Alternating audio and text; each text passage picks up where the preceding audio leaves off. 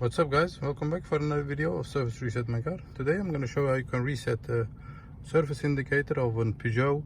It's a 5008 model, 2018 building year. I'm going to show you how you can get rid of the indicator that says that the service is due for maintenance. Before we start, our YouTube channel is Service Reset My Car. We'd appreciate it if you take a look at our channel. I have more than 250 other videos of other brand cars. Any questions, any comments, use the comment area, ask whatever you want, and I'll get back to you as soon as possible. Okay, I'm going to show it twice so you don't have to rewind the video to do it for yourself. Okay, first of all, turn the ignition off, turn back on the ignition. Before turning the ignition on, there are two buttons over here, so the ignition is turned off.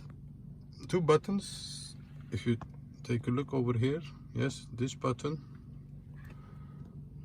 and that button, and we need the button with the wrench on it, the right one, this button. So the ignition is turned off. Press this button. You see that? Press it, keep pressing that. Turn back on the ignition. And as you can see, there is a timer on the left side.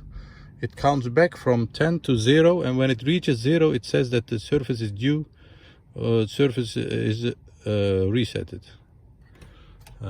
Once again, ignition off, press this button, turn the ignition on, wait for the timer to count back to 0, and when it reaches 0, that says the surface is resetted. That was it. It wasn't that difficult, this one. Thanks for watching, thanks for your time. Hope to see you next time with another video. Bye bye.